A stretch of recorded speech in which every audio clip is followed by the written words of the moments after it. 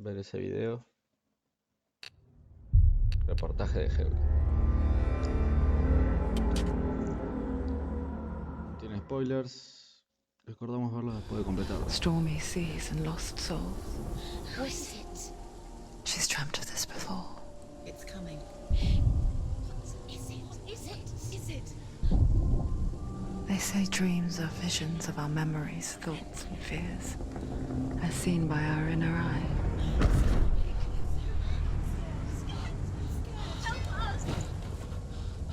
But what if each one of us is always dreaming, verdad, no sabemos even al when awake? principio. Bueno, acá lo que explican es que está un poco hecho con... ¿Cómo es? Con profesionales de juego. Is this what hell is? A world shaped by Senua's nightmares. Maybe that's why people fear seeing the world through her eyes. Yes, she's scared. Because if you believe that Senua's reality is twisted, you must accept that yours might be too.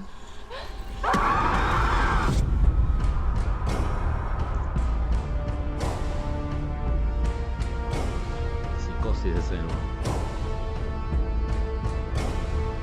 Hellblade: Senua's Sacrifice is a video game about Senua, a Celtic warrior on a vision quest into Viking territory. But what sets our hero Senua apart is that she suffers from severe psychotic mental illness. He knows she's getting closer. He can feel her coming closer. She's getting closer. They're watching. The original idea for Hellblade was to create a classic hero's journey, a journey of suffering, but one where the fantasy world is not another planet or alternate universe, but a world that is constructed in Senua's mind. But to do so would mean putting psychotic mental illness at the center of the experience, a subject that is still considered taboo, and a challenge that was both terrifying and exciting in equal measure. In Hellblade, the starting point was a newly discovered Celtic goddess called Senuna in Ashwell, Hertfordshire. When first discovered, her name was thought to be Senua, a name which I liked and kept. I wondered if Senua might have been a Celtic warrior like Boudica who stood up to the Romans. While the Romans had conquered all of Europe, there was a group of Celts up in the furthest reaches of the Roman Empire that could not be conquered, the Picts. And so the Romans built a wall, called Hadrian's Wall, that spans across Britain from sea to sea to keep the Pictish barbarians at bay. The Picts were known for their war paint, painted on with woad, and their matted hair clumped with lime. And so Senua would be a barbarian Pict in this image. What's your name? Senua. I haven't seen you before. I don't live home much. Oh, Zeno's daughter. I have to go. Wait. Orkney is off the coast of Scotland and was inhabited by the Picts, steeped in history and mystery, and so I made Orkney Senua's home and set the stage for a crisis. In the late 8th century, the first Vikings landed on the Orkney Islands. The population of the Picts crashed thereafter, replaced by the Norsemen of the 9th century. Were they wiped out? We don't know for sure, but it would seem likely given the reputation of the Vikings. The Northmen's brutality is legendary. High-ranking leaders and chieftains of the tribes they conquered were often offered as sacrifice to their gods. The most brutal of these sacrifices was known as the Blood Eagle. Okay. I imagine Senua as a young female warrior who returns home from exile to find her partner, Dillion, brutally sacrificed to a Norse god by these hellish warriors from a faraway land. I imagine the horror of this moment and how it would have dragged her deep into mental torment.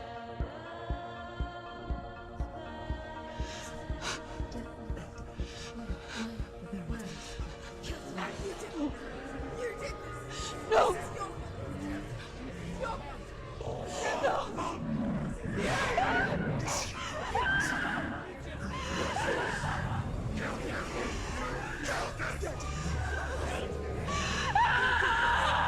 I came to learn that the Celts had a sophisticated and nuanced perspective on the nature of mental disorder. One term they used was gelt. A gelt is a man or woman who has been driven mad by a curse, battle trauma, or grief. the Gelt would take to a life in the woods in search of penance, punishment, and purgation. And so Senua became a Gelt, cursed by darkness, looking for redemption in the wilds. Another word the Celts used in reference to mental disorders was truth, meaning fool, or liar, one who utters the words of God. They tell of the mad sinner who flees battle into exile and takes on a beastly nature, growing feathers on his body. The character called Truth in Hellblade is based on a little-known person called Findan, an 8th century Irish Celt who was captured and enslaved by the Vikings, but eventually escaped to Orkney where he became a monk. I will tell you my stories of hell, if I may walk with you. Upon meeting Senua, it would be his stories that fuel her quest deep into their world of gods. The Northmen say the world will come to an end. The sun will grow black, the earth will sink into the sea, the stars will disappear, fire and water will meet, flames will play against the sky, the heavens and earth and all the world will be burned, all the gods will be dead, and the warriors of Valhalla and people everywhere. Senua, prepare yourself for Ragnarok, for it is nigh.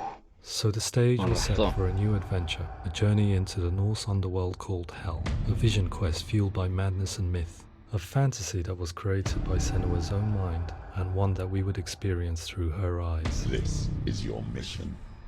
This is your quest. There is nothing else left. To make a game about a warrior with psychotic mental illness as its central theme was fraught with danger. Mental illness such as psychosis is still taboo and rarely acknowledged in a century of cinema, never mind the new medium of games. Where it does feature, it often conflates psychosis and psychopathy associated with a lack of empathy. It is unfortunate that these two words sound so similar that they are used interchangeably in media. I must admit that I didn't have to look very far to discover my own ignorance of the subject. So we reached out to Paul Fletcher, psychiatrist and professor of health neuroscience at University of Cambridge. Psychosis is a descriptive term, and it refers to having a loss of contact with objective reality. So it's characterized by two main sets of symptoms. One of them is hallucinations, where somebody experiences perceptions when there is no actual objective thing out there to perceive. You're already dead. Who are you? And the other is delusions, where somebody comes to very often bizarre, unpleasant, frightening beliefs when there's no good evidence in favor of them. There's no doubt about it. The source of the darkness is in Helheim, and the goddess Hela holds his soul there. We reached out to Welcome, a biomedical research charity that spends billions on research and awareness programs aimed at improving health. Mental health hasn't always been presented in the media in a way that is particularly helpful. It can be challenging to engage people with the subject matter, and there are a lot of preconceived ideas about mental health, and particularly schizophrenia and psychosis. So we hope our support allows the team to continue to collaborate with Paul Fletcher and with those who have experience of psychosis to create a game that provides a fresh perspective on the condition and allows audiences to engage with it in a way that just wouldn't be possible in any other medium. What started out as a brief consultation convinced me that we were only scratching the surface of an immensely deep and interesting subject that could enrich and change the very nature of the game. That's cool. Thanks so much for coming here. Pleasure. Thanks. It's really interesting for me. I'd love to be involved. It's fascinating. Absolutely. Our understanding of psychosis is still very much a mystery, and ways of treating it are still primitive compared to physical illness. After all, it is easy to see the pain and suffering caused by physical diseases or physical trauma. It is not so easy to see the mental suffering and trauma of severe mental illness. But what if we could find a way to see it? Games are capable of drawing you in for hours on end, playing the role of a character who is different from you, experiencing their perspective, and actively involving you in a world that functions with a different set of rules.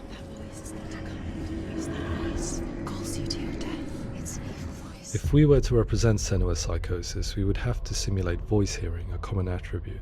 But how can we simulate something we have no first-hand experience of? Professor Charles Fernyhough, a leading expert in voice hearing from Durham University, offered his help. Hearing voices is an experience that is usually associated with severe mental illness, and crucially we know that hearing voices is a part of ordinary life for many people who don't meet the criteria for mental illness. Yeah. Oh, that's not him in real life. We know voices vary according to where they appear in space. Voices can appear far away in the distance, they can appear right there in your ear, they can seem to be coming from inside your head. Based on the information Professor Fernie Ho provided, I put together a sound brief and invited some actors to the studio. We recorded the actors using a binaural microphone, which records the 3D spatial position of sound, replicating the way sound is heard by human ears. It gives you an incredible sense that the person you are listening to is right there beside you. Can't see how she's going. Rachel Waddingham from the Voice Collective came to our studio with 2 young voice hearers to speak to our team. We talked at length about their experiences and they listened to our tests, giving us feedback on how we could improve on it. Everyone hates her. She's cursed. It's very hard to represent what this experience is like, partly because it's such a personal, intense, emotional experience. It's testament to how Ninja Theory have been listening to what the researchers are saying, but also, crucially, listening to the experts by experience. What they've come up with is so compelling. It's by far the best representation I've heard of what these experiences are like.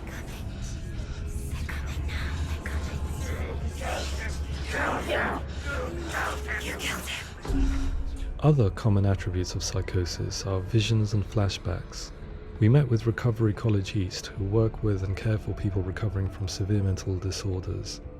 A group of service users gave us their first-hand account of what they experience. Sometimes when the visions or what we're seeing is too much, it becomes more difficult until eventually we perhaps don't see anything. The people we spoke to, the stories they told, were fascinating, harrowing and mind-boggling. The reality of what people experienced was vivid, far exceeding what I could possibly have imagined. We went away itching to represent some of these visions and flashbacks in the game. As we all know, my heart is so, love is so far away. Don't you know how I wanna feel deeper? I could never know how you grow, all these days are killing me. Now I see deep in me insanity does unfold. I just wanna feel deeper, deeper. I just wanna feel deeper. La verdad, lo hicieron bastante bien.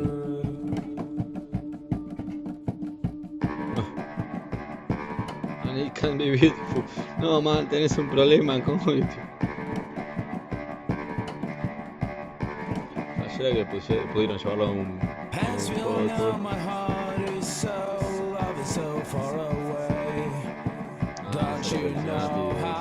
lo peleaba, se corría, todo se burreaba.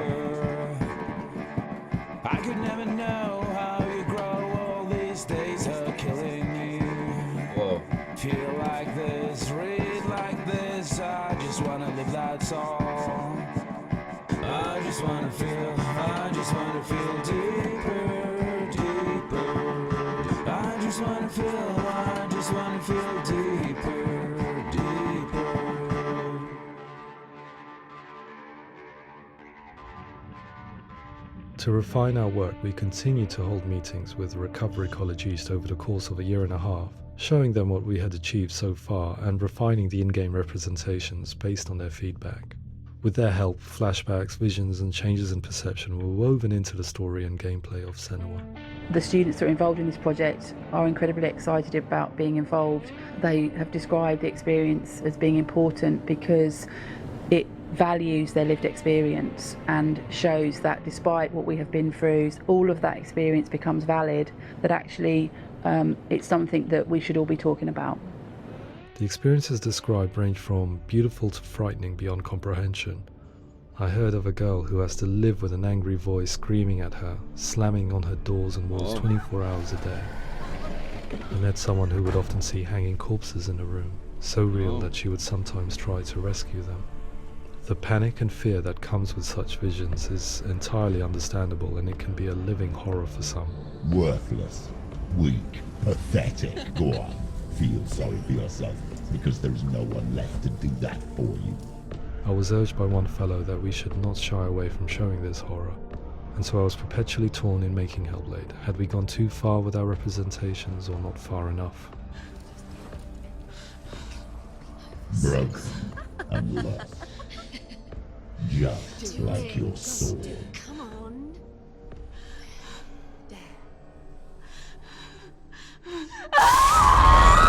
In some ways, voice hearing and visions were the low-hanging fruit, so to speak. There's another aspect of psychosis that is much harder to explain, but one that I think video games are uniquely able to represent, which are often called delusions. People begin to see patterns in the world. They begin to link things that most people wouldn't link. Most of the things that we might think would be coincidence or, not worth commenting on. Nevertheless, that might have a particular salience or importance for them. One individual described how everyday words, sounds, colours and objects were steeped in meaning to him, forming a strange and sinister puzzle that he was determined to solve but could not quite get to the bottom of. It's not just brain dysfunction. It's not like the system shut down. It's actually an incredibly creative process. The person creates a world populated with voices and phantasms and terrors, and they're completely immersed in it. They believe in it. We often invite people into the studio to play the game. In one of our playtests, they played through much of the game, making associations between runes, secret messages, and the threat of darkness that stalked them. There are many things that happen in the world of Hellblade that make perfect sense within the context of Senua's mind. The dark rot that's killing her slowly from within, the secret runes of the gods that block her path to Helheim, and strange associations that exist in the game to confuse you. To complete Senua's quest, you have to internalize and accept the logic and meaning behind these things to progress. Afterwards they said that they didn't see much evidence of mental illness in the game. People with delusions of all sorts would argue the same thing, that they are not aware of their experience being abnormal in any way. I need this sword. It's important. Representing perception changes and thinking patterns within Hellblade gives us a set of symptoms common in psychosis. But people with lived experience were keen to emphasize another point, that it is wrong to define a person by their symptoms. Quite often, the illness comes not from the symptoms, but from the stigma, isolation and mistreatment that comes about from the rest of society. They say that I'm cursed. What if they're right? Es donde empiezan las dudas. I needed someone to portray Senua, someone who could believably internalize her suffering.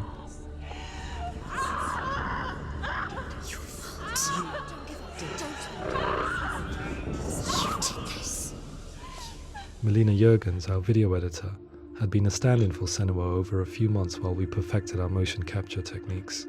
Without realizing it, she had already auditioned for the role, and I knew her well enough to know that I didn't have to teach her to act, but to relive her own internal pain. As often is the case, those who have suffered mental anguish are never far from us.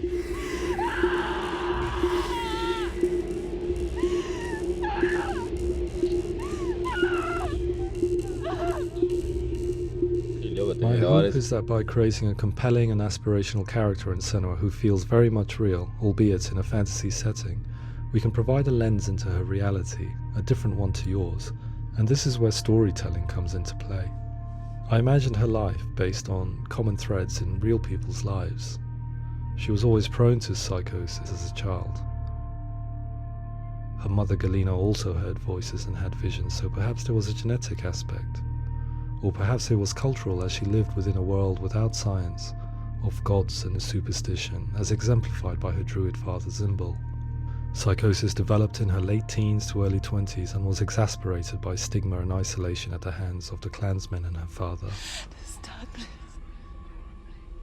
It's spreading.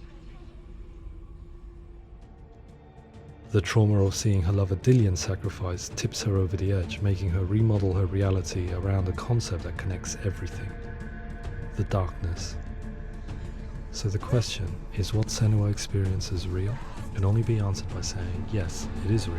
It is her reality. All of her suffering will have been for nothing. Muy bien armada la realidad paralela en el videojuego, tipo poder ver lo que la persona está viendo. Towards the end of the project, service users and professionals that had collaborated with us were invited to see the near final game.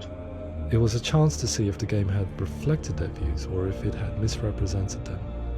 For me, being involved in especially developing Senua's character has been really important, and being able to bring in my perspective and what I see and what I hear, and having that built into the game has been a real privilege. It's gritty and it's meaty, and there are some tough subjects in there that are being tackled with honesty.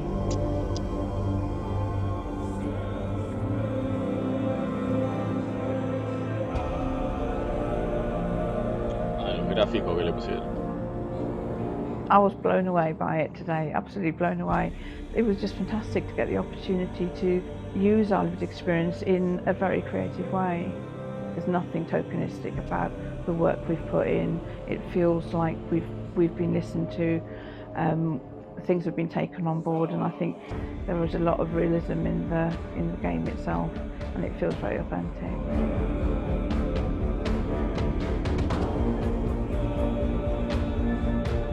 Hellblade will give people a good experience of what it's like to hear voices and have those experiences. I'm glad that the guys at Ninja Theory kind of asked us to come along and help them build an experience that's positive when it comes out, and get myself a copy and have a go. Sé qué onda alguien que sufre de psicosis jugar un juego que te genera las sensaciones parecidas. Supongo que lo termina de hacer verga. I think all the way through I was really inspired by how the conversations have translated into the game in a way that I think I didn't imagine was possible. So wonderful, really wonderful.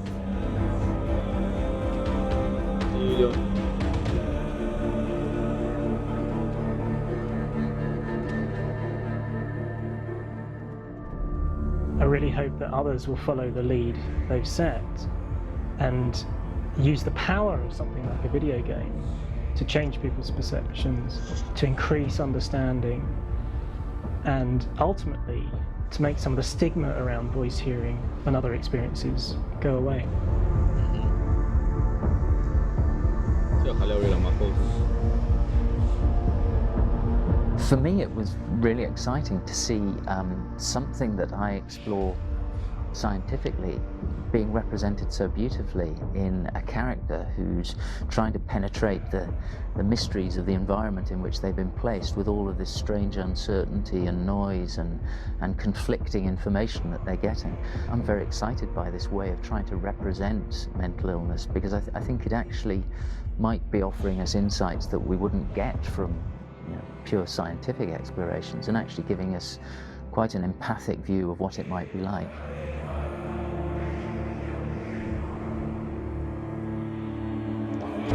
Mental illness has been with us for as long as we have been on this planet, but why? Why hasn't evolution stamped out this weakness from within our gene pool?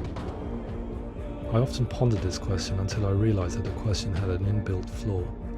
It assumes that being and thinking differently is a weakness. The only reason we have computers, spacecraft, medicine, poetry, art, and yes, even video games is because individuals were able to simulate new abstract realities in their minds and share them with the rest of us. We need people to be willing to see differently in order for us to progress and survive as society. And we need to be open to these new ways of seeing. And it is this spirit that motivated me to create Senua's story and share it with you.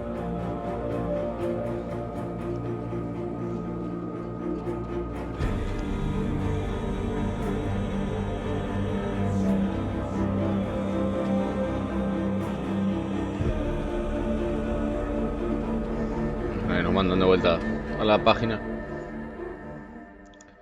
Y bueno, este es el fin. Gracias a los que estuvieron.